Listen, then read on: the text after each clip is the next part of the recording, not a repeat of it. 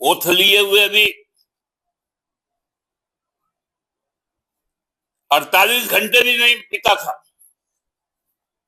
कि आपने कह दिया सोना बंद करो। अपना रोड शो तथा भाजपा की रैलियों को 1 वर्ष तक आप स्थगित। आप अपने मंत्रिपरिषद के सदस्यों तथा 22 भाजपा शासित राज्यों के मुख्यमंत्रियों के काफिले पर 1 वर्ष तक रोक लगा दी कि मोदी जी अब तो झांसे में मत रखिए। आप बहुत जल्दी लॉकडाउन जैसा आपातकाल इस देश में थोपने जा रहे हैं। देश आर्थिक तौर पर कंगाल हो चुका है। देश की आर्थिक स्थिति बद से बदतर। केवल 12 साल से जो खोखले दावे हो रहे हैं, तीसरी बड़ी अर्थव्यवस्था खुद को बोला जा रहा है, ये सारी बातों का पोल विगत 10 तारीख को प्रधानमंत्री जी ने अपने मुंह से हैदराबाद में खुद ही खोल दिया।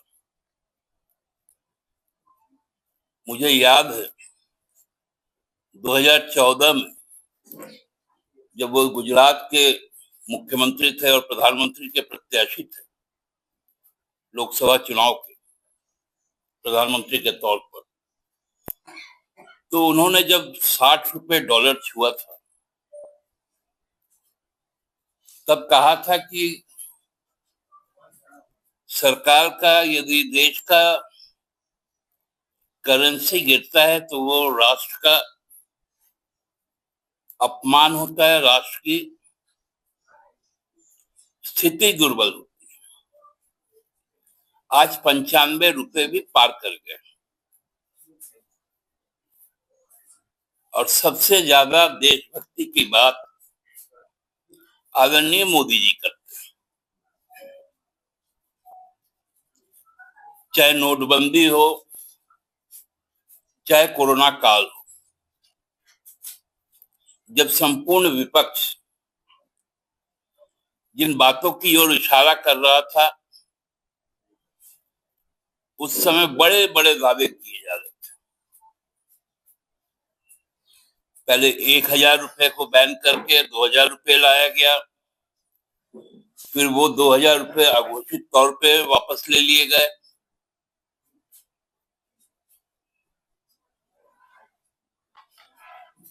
उनकी सारी जो डींगे हैं और खासकर भारतीय जनता पार्टी की जो बड़बोलापन है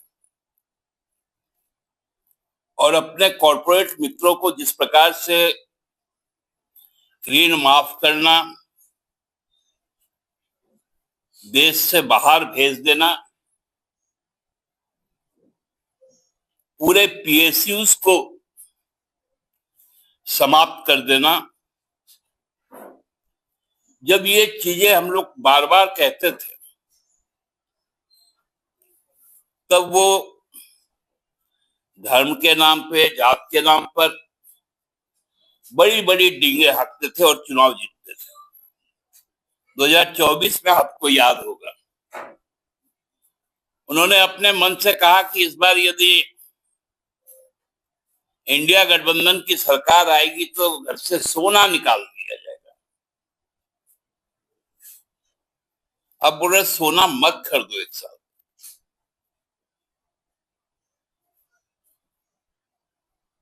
हैदराबाद में जब वो इन बातों को कह रहे थे कि डीजल पेट्रोल का खपत कम करो, सोना मत खरीदो, खाने में तेल का इस्तेमाल कम करो, क्योंकि देश में रासायनिक खाद नहीं है, सरकार बुरी तरह से फेल है। ऐसे नेशन फर्स्ट मतलब राष्ट्र प्रथम, तो हम भी तो कहते हैं राष्ट्र प्रथम।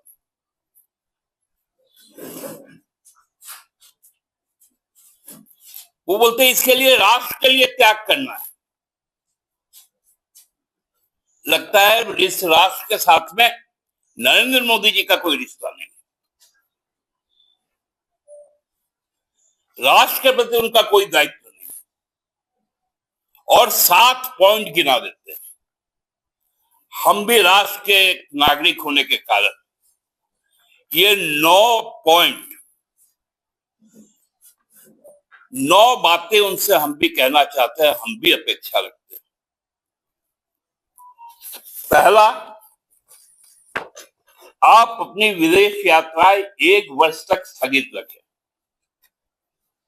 आपको मालूम है ना, अभी शुक्रवार को ही वो 7 दिन के लिए यूएई और यूरोप के 6 देशों में घूमने जा रहे हैं। मैं घूमना सब कह रहा हूं, क्योंकि लौट के आके बताते कभी नहीं है कि क्या हुआ। इजराइल गए, दूसरे दिन से आक्रमण शुरू हो गया खाड़ी के देशों में, लोगों को बताया नहीं। लेकिन चूंकि वैश्विक स्थिति में कुछ विशेष परिस्थिति होती है, जब यूएनओ बुलाता है या कोई समिट होता है, तब तो देश का प्रतिनिधित्व करना ही पड़ेगा, तब जाए। ऐसे घूमने तफरी करने मत जाए।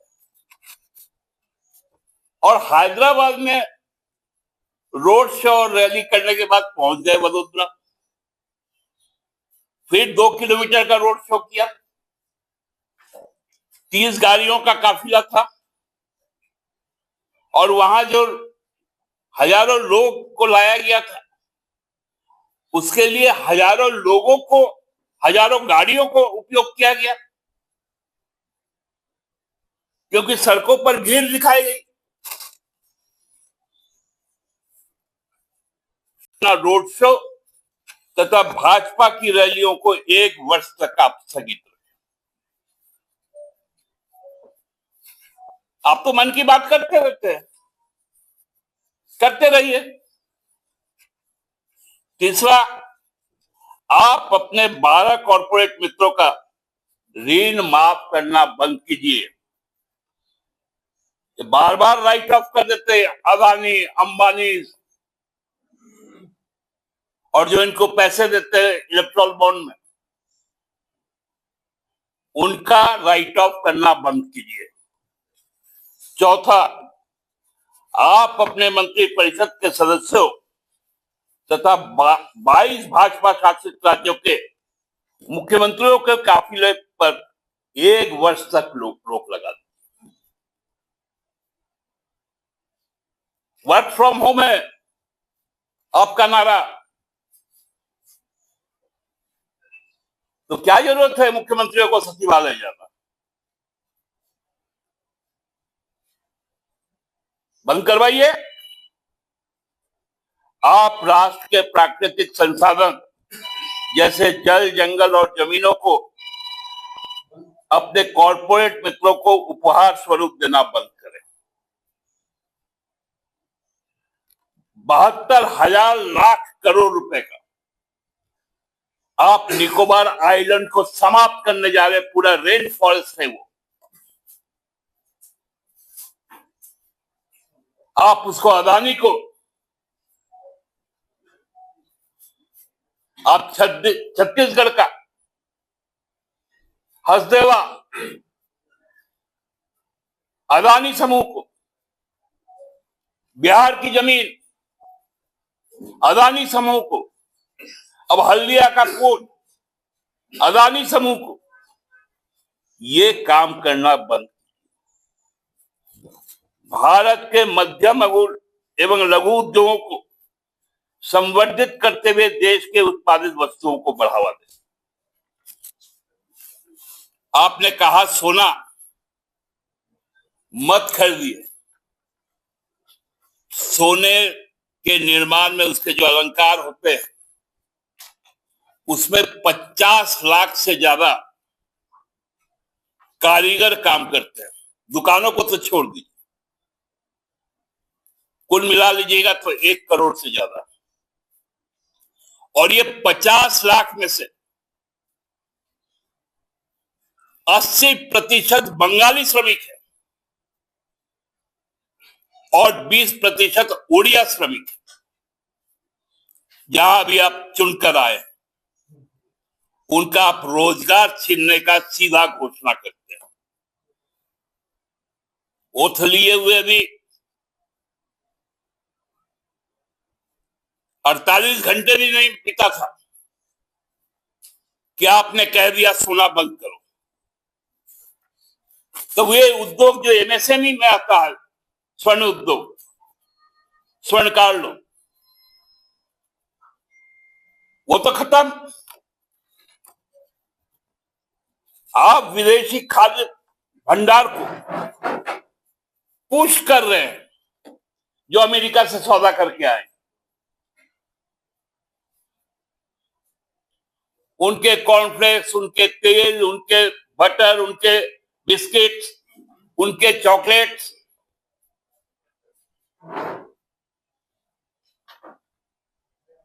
आप उसको कंज्यूमर मार्केट में पुश कर रहे हैं और अपने उत्पाद को समाप्त कर रहे हैं। इसका भी हम विरोध करते हैं।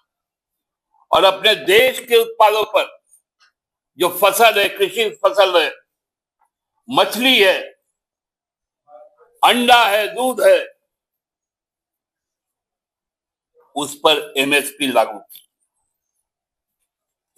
और आप सोना खरीदने से मना क्यों कर रहे हैं? मोदी जी, आपको मालूम है, क्योंकि ना आप मध्यम वर्ग से आते हैं, आप तो बोलते हैं हम फकीर है, झोला उठा के चल देंगे। लेकिन देश का मध्यम वर्ग जो सबसे बड़ा आकार है, लगभग 65%, उसका आखिरी संबल, उसका आखिरी अस्त्र घर की गृहिणियों के पास सुरक्षित रहता है, जो चाहे वो बचाकर नगद पैसा रखती है, जिसको आपने निकलवा लिया, और जो अब उसके पास सोना है। सोना हमारे देश के परंपरा में कोई भी मांगलिक कार्य में यदि दिए जाते हैं, उसका नाम क्या है मालूम है? वो नाम है स्त्री धन।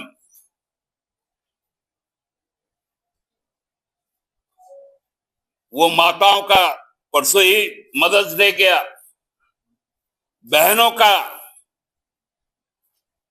उसके आत्मबल का वो एक आपातकालीन धन होता है।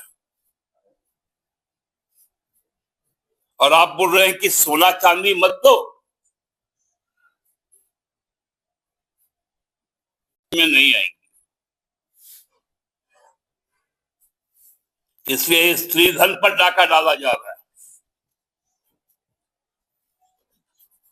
और नौवा जो सबसे बड़ी बात है कि मोदी जी, अब तो झांसे में मत रखिए।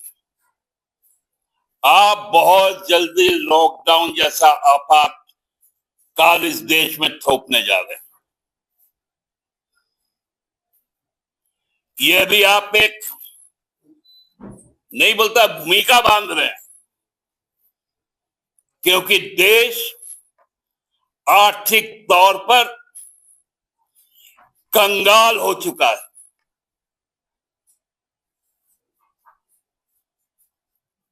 हम छठी अर्थव्यवस्था पर आकर ठहर गए हैं।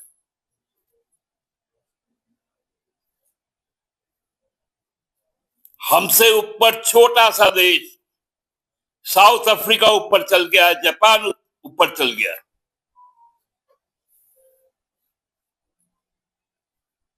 जर्मनी पहले से ऊपर था, हमारे बाद अब फ्रांस सातवें पे। ये हकीकत है मोदी जी। कहां से आता है आपके पास में इतने सारे साधन, इतने सारे संसाधन, इतने सारे तेल और गैस? बंगाल में जब शपथ ग्रहण हो रहा था, लाखों लोगों के लिए गैस में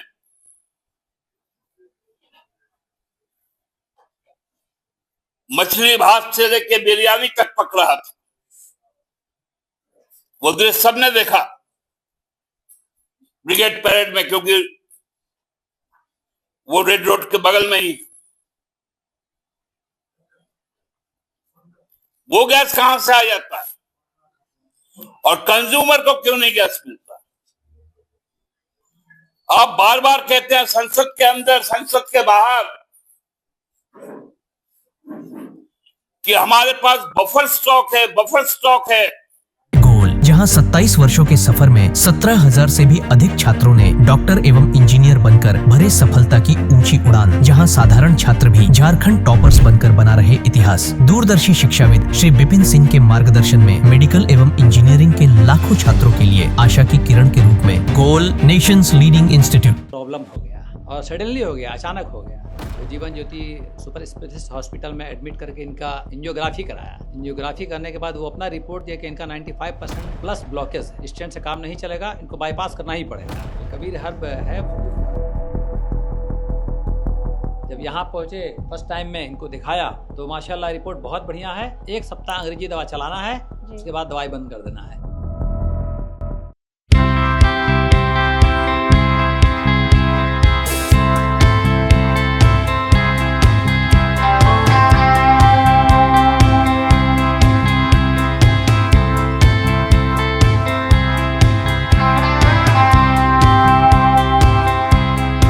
सरकारी परीक्षा की तैयारी का सबसे भरोसेमंद नाम NIBM।